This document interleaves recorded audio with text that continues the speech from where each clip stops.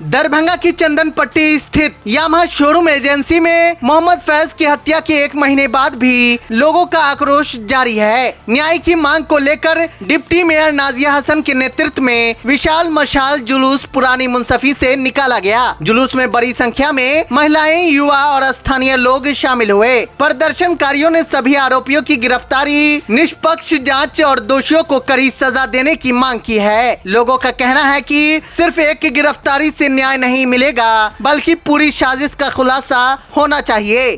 बेकसूरों की हत्या बंद होनी चाहिए, बेकसूरों पर न्याय मिलनी चाहिए।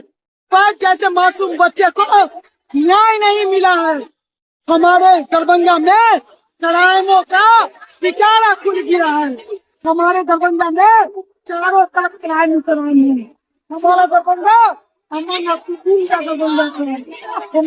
चाहिए। बेकसूरों की जो हत्या हुई है, सबको इंसाफ दिलाने के लिए नाजिया हसन जमीन पर बेकसूरों की जो हत्या हो रही है, उसको बंद होनी चाहिए। आप आज दिन देखते हैं कि ऐसे हत्याकांड घूम रहे हैं। सिर्फ बात फैज की नहीं है, बात रहीम की भी है, राहुल की भी है।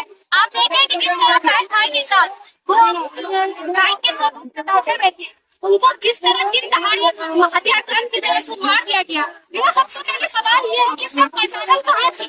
सबसे पहले सवाल ये है कि प्रशासन कहाँ थी? और आज मैं चैनल के माध्यम से प्रशासन को एक मैसेज देना चाहती हूँ कि आप होश में हैं, लेकिन याद रखें ये सलाह फिर आपके दिलों में निकलेगी। अगर आप अपनी वर्दी का सही इस्तेमाल नहीं करते हैं तो ये सलाह आपको भी निकलेगी। और मैं चैनल के माध्यम से सरकार से उम्मीद करती हूँ कि उसके हथियारों को सजा दो, सजा दो। उसी को भी गिरफ्तार हुआ है, उनको सजा नहीं मिली है। जान के बारे में जान चाहिए। और एक बात याद रखें, जब हम हक की आवाज के लिए निकलते हैं तो हमें दबाया जाता है। जब हम हक की आवाज के लिए निकलते हैं तो हमें दबाया जाता है, लेकिन हमें दबना नहीं है, क्योंकि ये खौफ मुझे भी आ रही है।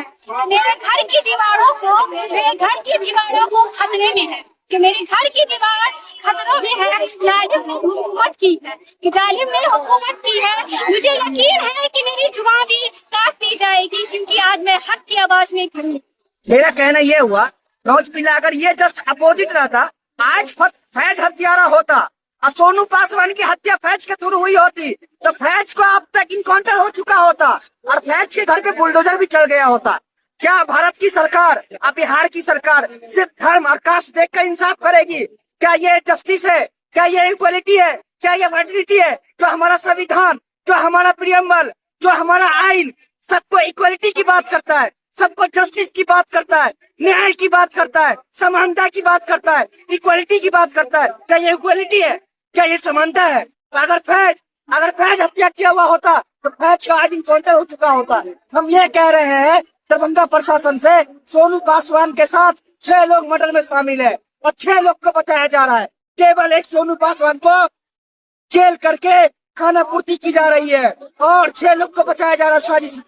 और ये काम सीएम के थ्रू हो रहा है और इसमें एसपी, दरभंगा का एसपी इन्वॉल्व है, क्योंकि प्रशासन में हमारे भी जानने वाले बहुत लोग होते हैं। ये मामला सिर्फ और सिर्फ बिहार के सीएम सम्राट चौधरी और दरभंगा के एसपी के बीच का मामला है। दरभंगा का एसपी सोनू पासवान को और उसके साथ जो 6 लोग इन्वॉल्व है उसको बचा रहा है। 6 लोग को अभी तक उसकी न गिरफ्तारी हुई है और न कुछ आगे कार्रवाई हो रहा है। हम सब तमाम लोगों का एक डिमांड है, सोनू पासवान को ट्रायल करके कानून के तहत, रूल ऑफ लॉ के तहत उसको फांसी दिया जाए और जो 6 लोग इन्वॉल्व है उनको भी जल्द से जल्द उसकी गिरफ्तारी हो, बिना जात धर्म देखे हुए। वरना दरभंगा में, बिहार में ये फैज का इंतकाम बहुत बड़ा इंकलाब का रूप ले लेगा है, क्योंकि एसपी को हम लोग एक से एक जाके उसके प्रशासन को हम लोग देते हैं लिखित रूप से, कोई सुनवाई नहीं, गेट लॉक कर दिया जाता है। दरभंगा के सीसीटीवी कैमरा का प्रूफ है मेरे पास, 6 प्रूफ है इसमें, तो 6 लोग इसमें इन्वॉल्व है, लेकिन केवल एक वीडियो के साथ पर सोनू पासवान को उठाया जाता है। सारा मेरे भाई का 6 वीडियो है, इसमें 6 वीडियो है जिसमें साफ दिख रहा है इसमें और भी कितने लोग इन्वॉल्व है, लेकिन केवल सोनू पासवान को उठाया जा रहा है और खाना किया जा रहा है। इसमें सीएम इन्वॉल्व है और दरभंगा का एसपी भी इन्वॉल्व है।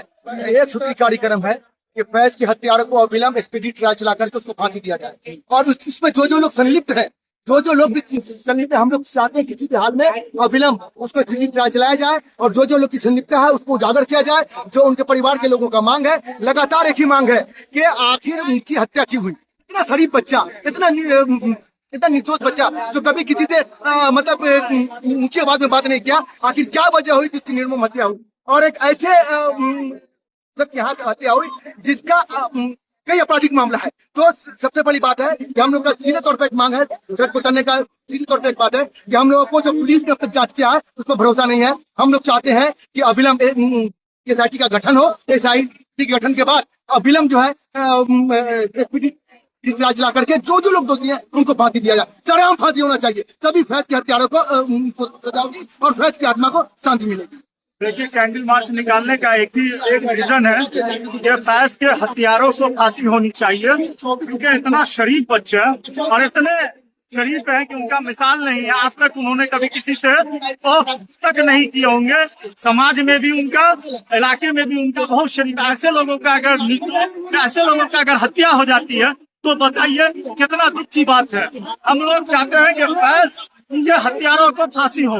ये सबसे बड़ी बात है कि जो पीड़ित परिवार है, फैज जी के पिताजी, उन्होंने कहा है कि जो एक हत्यारा है वो तो प्रशासन के हाथ में सरेंडर कर चुका, लेकिन उसमें और भी जो दोषी है उसको प्रशासन के द्वारा बचाया जा रहा। और सबसे बड़ी बात है कि यहाँ सरकार में बैठे लोग, मंत्री उनके जमा खान साहब, वो भी आए, लेकिन उनका भी कोई सुनने वाला नहीं है। तो इससे यही साबित होता है कि ये सरकार विफल है और सरकार से कुछ आशा नहीं रखा जाए। इसीलिए आज पब्लिक कैंडल मार्च के द्वारा प्रशासन को बताने का प्रयास किया गया है कि अगर वो हत्यारा को फांसी नहीं देगा, अगर उसको जो भी उसमें संलिप्त है उसको अगर सजा नहीं देगा तो हम लोग इससे भी बड़ा आंदोलन करेंगे।